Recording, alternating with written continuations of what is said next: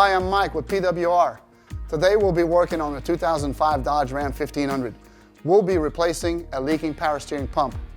This installation-ready pump has the pulley already pressed on, the reservoir attached, and in this video we'll show you every step-by-step procedure. Let's do it. In this installation, we will start by draining the radiator fluid because we are going to be removing the upper radiator hose, so we can better show you how to replace the power steering pump. Keep in mind, the hose does not need to be removed. Before beginning, locate the belt diagram or take a picture of the belt routing to use as a reference when you reinstall the belt. This is a good time to look over the condition of the belt for cracks and make sure it is in good condition. Replace if needed. Using a 3/8 breaker bar, compress the belt tensioner and remove the belt. Now that the belt is removed, we need to remove as much fluid as we can from the reservoir. This will help reduce the amount of spillage when the hoses are disconnected. Next, we are going to remove the return line from the bottom of the reservoir that goes to the cooler. This can get a bit messy. Now we are going to remove the pressure line from the pump. You will need a 16mm open-end wrench. Once this is removed, we need to remove the 3 12mm bolts that attach the pump to the engine. These bolts might be difficult to locate. If you look at the new pump and rotate the pulley, you can see the location of the 3 bolts that need to be removed.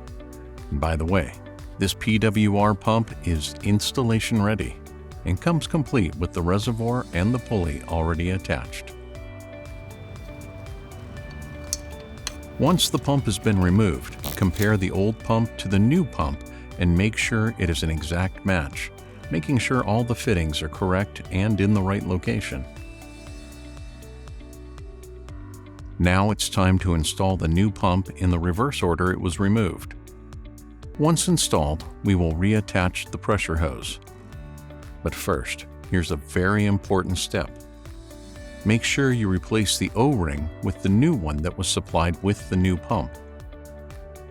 Then, tighten the pressure line to the pump. Now it's time to flush the system. We will be flushing the fluid out of the rack and the cooler. To do this, we will use the return line from the cooler and add fluid to the new pump. For now, we will leave the low pressure plug that is on the bottom of the new pump. Now, crank the motor over for just a few seconds. Top off the reservoir and repeat this process until you see clean fluid coming out of the return line. As you can see, we now have nice new fluid. Next, we will connect the return line back to the pump by removing the plug that was in place at the bottom of the reservoir, then refill the reservoir with the proper amount of OEM recommended fluid type. Without starting the engine, move the wheels lock to lock 10 times. This will help remove the air from the system before starting the vehicle.